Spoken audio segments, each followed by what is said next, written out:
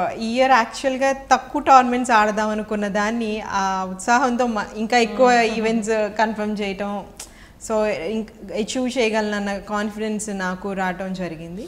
So డెఫినెట్గా family అందరం కూడా బాగా సెలబ్రేట్ చేసుకున్నాం. అంటే చిన్నప్పుడు ఎన్ని ఈవెంట్స్ గెలిచినా అప్పుడు ఇంకా స్టిల్ ఇంకా గెలవాలి, ఇంకా థర్స్ట్ అన్నది ఉంటుంది కదా.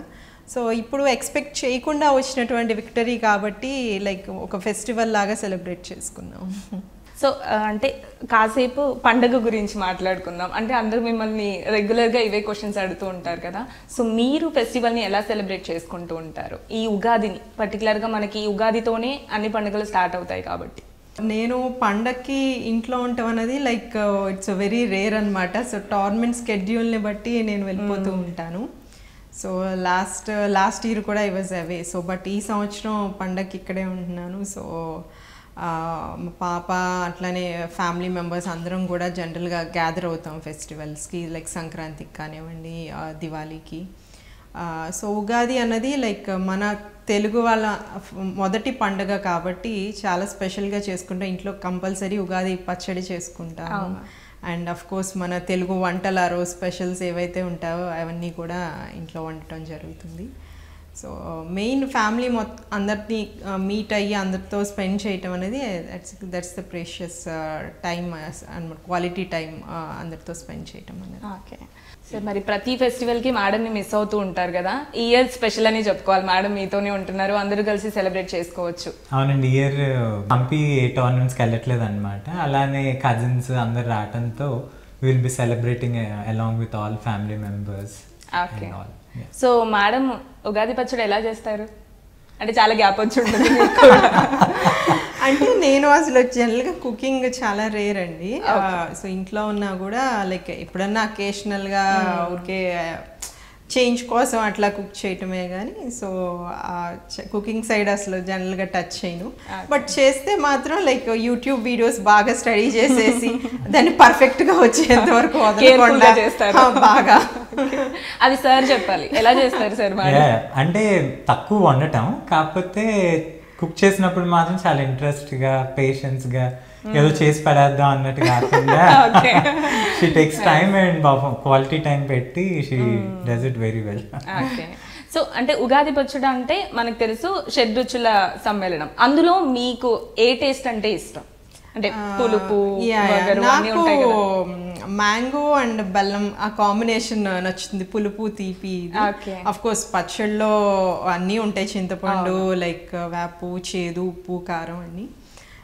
అంటే మన లైఫ్లో ఉండే మనం ఫేస్ చేసే సిట్యుయేషన్స్ అన్నీ కూడా ఈ పచ్చళ్ళలో మనం ముందు టేస్ట్ చేస్తాము. So it's a different taste. I definitely love that variety.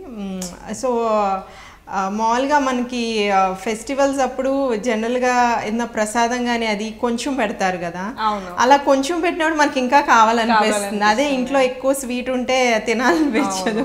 So అట్లానే ఉగాది పచ్చడి కొంచెం చేస్తున్నా మళ్ళీ ఇంకొక స్పూన్ వేసుకుని టేస్ట్ చేస్తాము. సో అండ్ ఎస్పెషల్లీ ఆ టైంలో లైక్ మా పాపకు కూడా అప్పుడు హాలిడే ఉంటుంది కాబట్టి మేము అందరం బాగా హ్యాపీగా స్పెండ్ చేస్తాం. ఓకే, సో సార్ మీరు చెప్పండి, మీకు ఏ టేస్ట్ అంటే ఇష్టం? నాకు స్వీట్స్ అంటే బాగా ఇష్టం. సో తీపి, సో బెల్లం అయితే బెల్లం. ఓకే, సో పాప ఎలా ఎంజాయ్ చేస్తుంది మ్యామ్ ఫెస్టివల్స్ వస్తే? అంటే మీరు ఫెస్టివల్స్కి ఉండడం రేర్ కాబట్టి సో తనకి ఇంకా స్పెషల్ అనే చెప్పుకోవచ్చు. తనకి ఫెస్టివల్ అంటే మోస్ట్లీ ఎక్కువ తను దివాళీ బాగా ఎంజాయ్ చేస్తుంది క్రాకర్స్ కోసం. బట్ లైక్ ఫెస్టివల్ అంటే కొత్త బట్టలు వేసుకోవచ్చు, స్కూల్కి వెళ్ళక్కర్లేదు. సో ఆ ఫన్ ఎక్కువ. సో ఇంకా దానికి ఇట్లా ప్రామినెన్స్ ఇంకా అంత ఫుల్గా తెలియలేదు. బట్ వేరే కిడ్స్తో ఆడుకోవచ్చు కాబట్టి ఆ రోజు తను హాలిడే వచ్చిందని చెప్పి చాలా హ్యాపీగా ఉంటుంది. ఓకే, సో ఇంకా అంటే ఉగాది అనగానే మనకి మెయిన్గా ఉగాది పచ్చడే. సో మీరు ఇంకా స్పెషల్గా ఏం చేస్తూ ఉంటారు? అంటే ఇంట్లో అమ్మవాళ్ళు కానీ పిండి వంటలు లాంటివి ఇంకేం చేస్తూ ఉంటారు? మాకు ఇంట్లో పిండి వంటల అలవాటు చాలా తక్కువ. సో బట్ కర్రీస్ అవన్నీ కూడా లైక్ వెజ్ కర్రీస్ కానివ్వండి, నాన్ వెజ్ కానీ అవన్నీ కూడా అమ్మ బాగా వెరైటీ కుక్ చేస్తూ ఉంటారు. ఈవెన్ హోటల్ ఫుడ్, నూడిల్స్ కానీ ఇట్లాంటివి.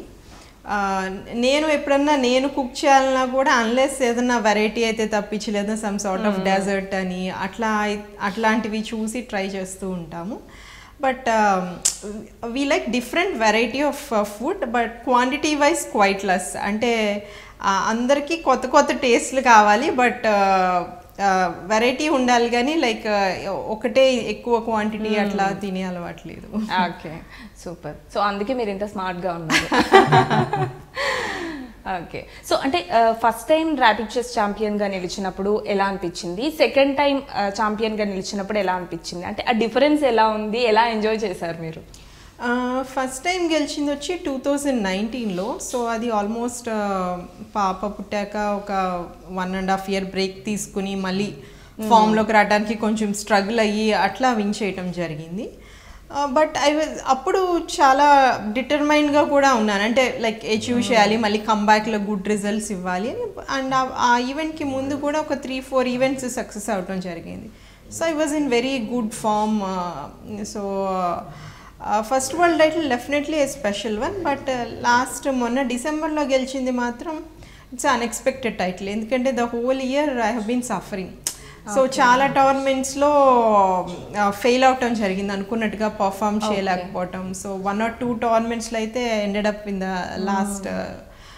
లాస్ట్ ప్లేసెస్లో ఎండ్ అయ్యాను. సో ఇక్కడ కూడా స్టార్టింగ్ ఫస్ట్ రౌండ్ ఓడిపోయి మళ్ళీ అక్కడి కంబ్యాక్ ఇచ్చి వర్స్నే గెలవటం. సో అండ్ దట్ టు ఏం టై బ్రేక్స్ లేకుండా క్లియర్ ఫస్ట్ రావటం అనేది చాలా హ్యాపీనెస్ని ఇచ్చింది. అండ్ ఎస్పెషల్లీ ఐ థింక్ ఒక it's any victory like either small or big, అది మనని చాలా మోటివేట్ చేస్తుంది మరింతగా వర్క్ చేయడానికి. So this title is somewhat like that, like నేను ఇంకా వర్క్ చేయాలి, I can still win titles అన్న ఇది నాలో ఆ కాన్ఫిడెన్స్ని ఇచ్చింది.